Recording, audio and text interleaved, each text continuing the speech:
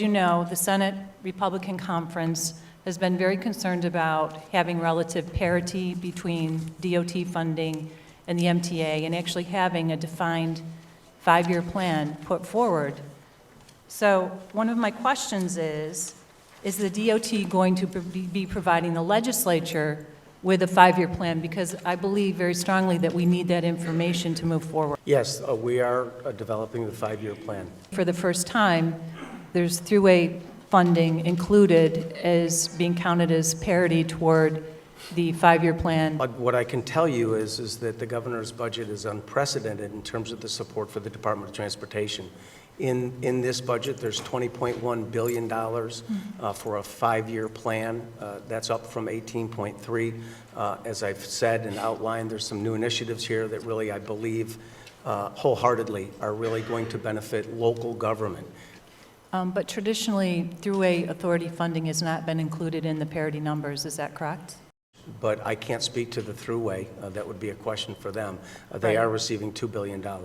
These funding sources for the Thruway Authority haven't been included as parity in the past, and it looks like under the governor's proposal that they are included and added, and so does that skew the parity issue?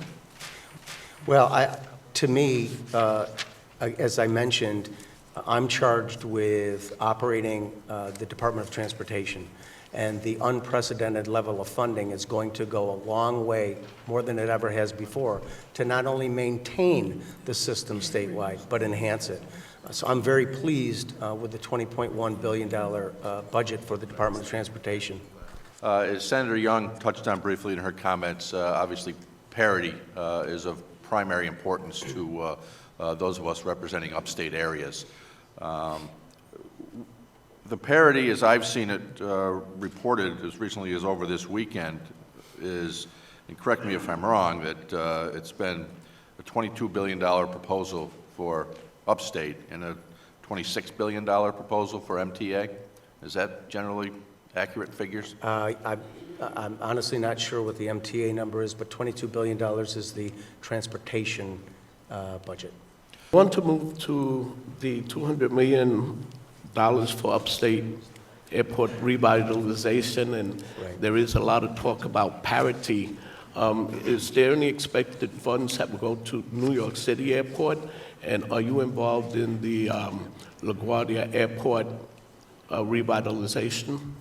So on the LaGuardia Airport, we are helping coordinate with the Port Authority access on the Grand Central Parkway for construction activity at the airport. That's the extent of our involvement. I just want to ask you about one of the comments that you had made earlier when Senator Young asked you about parity, and you were talking about your budget, and you said words to the effect that you're given a budget to administer the Department of Transportation, and parity, that's not your issue. It is my issue, and it is an issue for a number of people, my colleagues, especially upstate, who are very concerned about parity, because if the money is not flowing to our region, then the roads and bridges are not being adequately addressed. So I just want to tell you that that is a concern of mine. And colleagues have already pointed out the issue of parity. I have to bring it up. I'm compelled because it's something that we're hearing with great significance. Not only the safety of our roads and bridges and those that are utilizing these roads and bridges every single day in their commutes, but also the workforce, the businesses, and the jobs that are created in ensuring that there is that parity, there is that level playing field.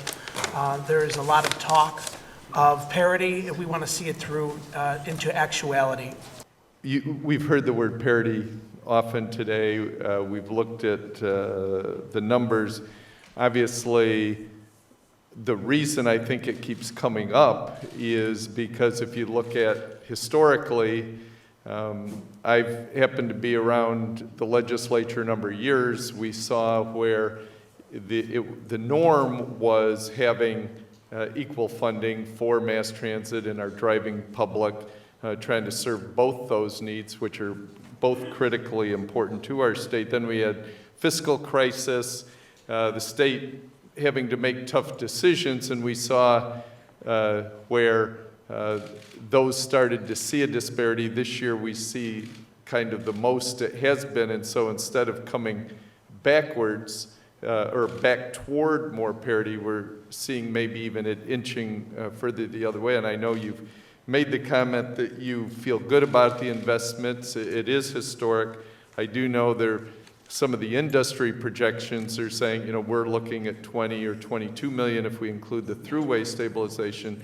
Some of the industry standards are saying we ought to be spending 28 billion to meet the needs, and obviously unlimited dollars, if we had those, I know your first instance would probably be to say, how do we get those dollars there? But I guess, you know, my question is, how do we get to parity? I think, you know, how we get there is doing just what the governor has proposed. This is the largest DOT budget ever. It's $20.1 billion. And so it allows us to not only maintain, but enhance the system as well. I guess I would just end with in saying, you know, the parity sense that I hear and feel being individual whose residents depend more on those roads and bridges, whether they be state or local ones each day. So there's a sense of fairness. There's also the real concern for safety and getting to the point where we can feel comfortable that the people who are going to work every day, getting on a school bus, doing whatever, can trust the roads that we have. And I know when I talk to my local highway people, they express concerns of saying we're falling behind. Help is needed, and anything the state can do is important. And so I come from that. I hope that maybe in the negotiations in this year's budget, maybe we see an opportunity to move closer to that. I know this is the governor's proposal. I also hope that as those negotiations take place this year, we can maybe have a louder voice and include all the leaders among those negotiations, and maybe then we come up with the best decisions. So thank you, Commissioner. You know, I'm all for parity.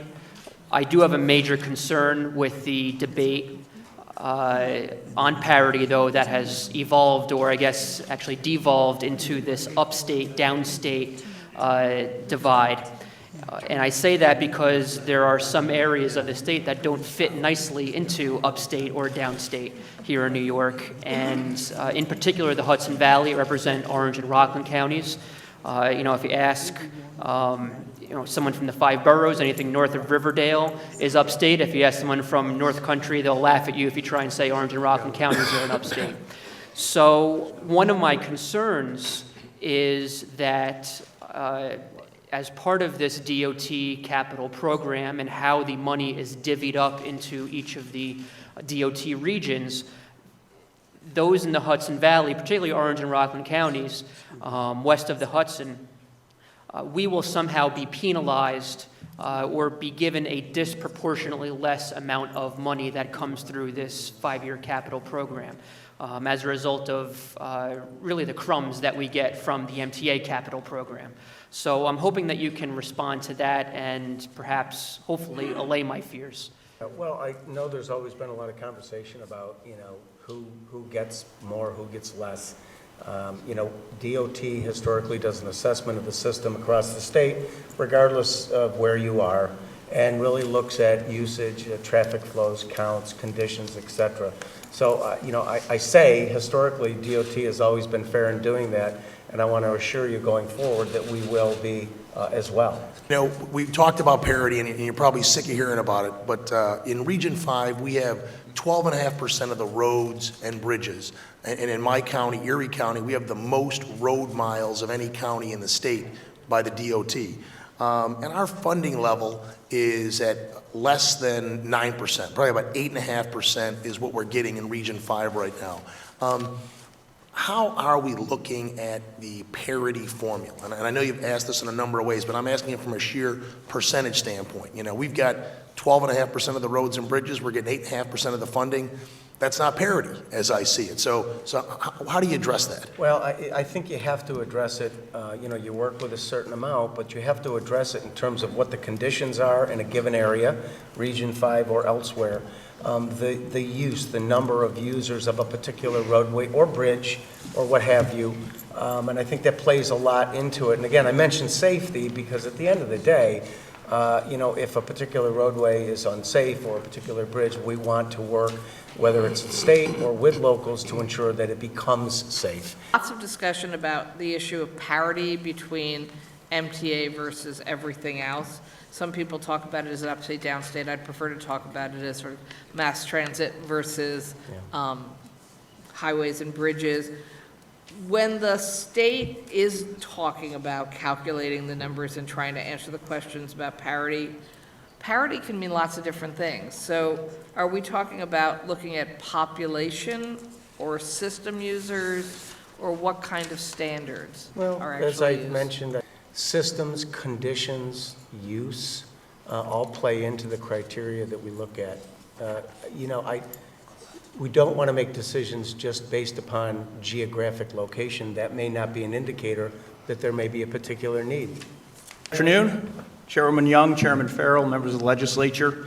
Thank you for the opportunity to be here today. Thank you for your patience. It's been a long day already, and out of consideration for that, I will dispense with my formal testimony, which you have, and I will summarize it and try to hit on some of the key points for our industry. I'm Mike Elmendorf, President and CEO of the Associated General Contractors of New York State.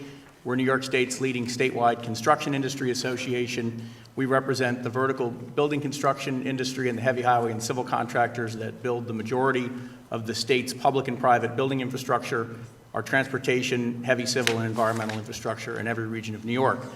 And as we look at Governor Cuomo's proposed executive budget, there are certainly a lot of good things there for our industry. For the economy, there are some things that I think we can improve upon, and there are some things that I think we have some real concerns about. Very broadly, I'll hit three areas, so hopefully there's time for some questions and time for me to get on my way and you all in your collective ways, because again, we've been sitting here for a while. Starting with the MTA, we strongly support the governor's historic commitment to help meet the really significant, real, documented capital needs of the MTA. He's committed additional $8.3 billion to meet the MTA's capital needs over the next 5 years, and it just makes good sense to do that. The MTA is critical to the New York City and the broader New York City metro region's economy, but more than that, it's critical to the whole state's economy. And I'll get to a broader discussion of this when we talk about DOT and parity. But New York City's economy drives the state's economy to a significant degree, and investing in the MTA creates economic activity well beyond the MTA metro region. You have train cars being built up far in the North Country, and there's other impact around the state. So you can't think about these issues as upstate and downstate, and that's why we strongly support the MTA investment, and our contractors in that region who will do that work support it, and our contractors elsewhere in the state support it as well. Moving on to the Thruway Authority, we're glad to see the governor's commitment to the Thruway. The Thruway is a vital network for the state and for our economy. I think it's fair to say, as we did last year, we have some concerns about what appears to be a growing pattern of state subsidy of what should really be and always was a toll-supported system. And I think that that's something that we're going to need to look at, because it's not really new money when you look at what the Thruway is getting. It's dollars, whether they're settlement dollars or state dollars, that are supplanting what would be toll revenues within the Thruway that have always supported their system. And their system has real substantial needs. The Thruway is somewhat unique in terms of infrastructure because it was all built at about the same time, and as a result, it's all coming of age at about the same time, and it has significant needs developing at about the same time. And the fact is, if you go to Western New York, there's now a stretch of the Thruway where you actually have a reduced speed limit because the conditions have gotten so bad, because due to a variety of reasons which really are beyond the Thruway Authority's control, there's been delay of a reconstruction project. But I think that shows you what the future of the Thruway is if they don't have the resources to make the investments that they need to in their system. And although nobody likes tolls, I think you have to wonder what happens in 2020 when the cap comes off the tolls. And realistically, we may well be looking at a significant toll increase, which is probably worse in the long term for the economy and for motorists than if you have reasonable incremental increases that can meet the Thruway's needs.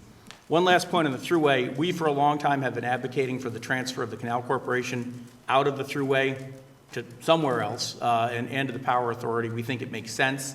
As Executive Director Lehman testified, it is closer to the core function of the Power Authority than it is to the Thruway Authority, and it really should free up resources for the Thruway Authority. We're a little concerned that with that transfer, the transfer of the costs for Troop T that were affected last year are being undone, which makes that revenue neutral. We'd like to see both of those changes remain so that the Thruway has additional toll revenue to invest into their system.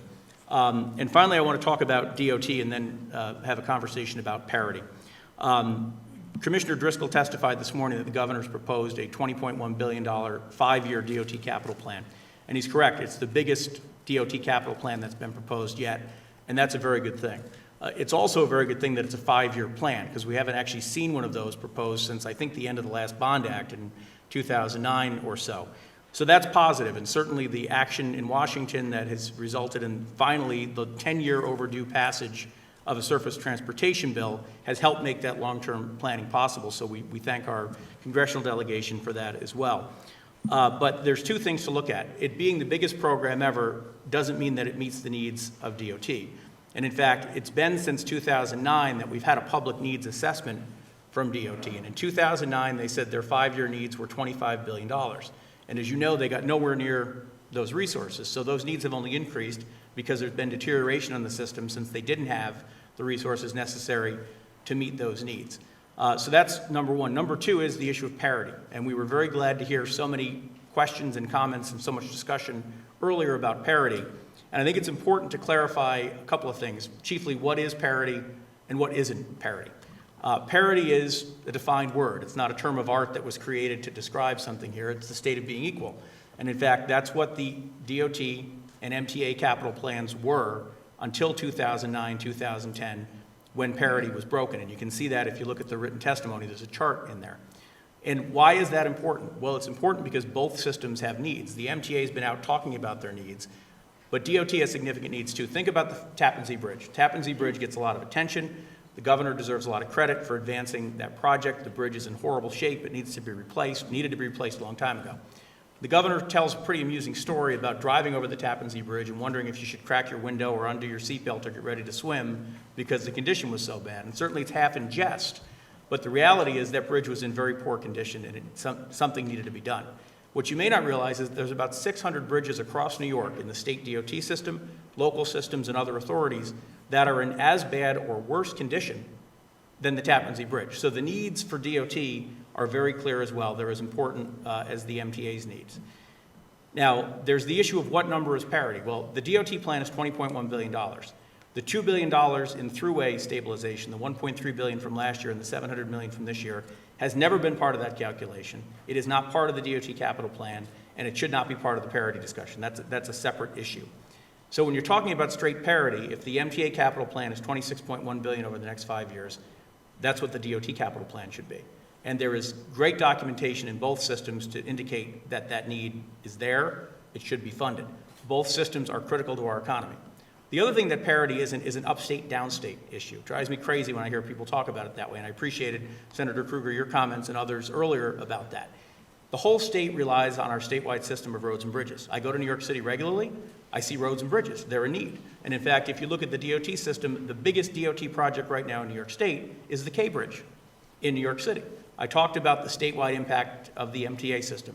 This is not an upstate, downstate issue. It's not upstate, downstate parity. It's not an upstate road and bridge program. It is DOT, MTA parity. It's what we always had. We have an historic opportunity to restore it this year and do the right thing for all the people of the state and meet our infrastructure needs. Our economies rely on it. Our economies don't work if our infrastructure is failing. We can't be open for business if our roads and bridges are closed. We can't be open for business if our transit systems are failing. And so this is an opportunity for the legislature and the executive to right the wrong that occurred several years ago due to a variety of fiscal and other circumstances when parity was broken, restore it, invest in our infrastructure, and put people back to work. And so we were glad to hear the governor commit to achieving parity. It's clear we've got some more work to do there. We're not there in the executive budget, but we're hopeful that with your support and ongoing conversations that we can get there. And if you look at the end of the testimony, we have an incredibly broad coalition of organizations that are supporting parity. It's really pretty extraordinary because it's a lot of groups and individuals that generally get paid to argue with each other, right? It's the whole of the business community, the whole of the construction industry, local governments, the mayors, counties, farmers, organized labor across the state, and the environmental community, who all agree we need to fund the MTA system and fund the DOT system equitably, and so too do the people of New York, because there was a Siena College poll recently that showed that 71% of people, which is a big number on any issue, agree that both systems should be funded equitably. So that's a priority for us. We think the budget is a good starting point in many ways, but we think that there's some room for improvement. And one last point, one thing I would encourage you to look at, the budget proposes the creation of a New York State Design and Construction Office under the Dormitory Authority. And we look forward to learning more about exactly what the scope of that would be. But if what it's going to do is take control and management of construction projects away from agencies like DOT, OGS, State University Construction Fund, and others, I think we'd have some real concern about that, because there's a long history of our industry and our public partners in those agencies delivering quality, successful projects, and we should be able to continue to do that. We can improve the process, certainly, and we'd like to have those conversations too, but we'd be concerned about the authority for those projects shifting to this new entity. And with that, I will welcome any questions. Thank you, Senator. Thank you very much. Making excellent points regarding parity and other issues, but especially parity, and the fact that we need to invest as a state in our roads and bridges. We need to make sure that we restore a 5-year plan and that there's parity in the process and the plan, and transparency also as far as what those projects will entail. So thank you for your input. Thank you, Senator.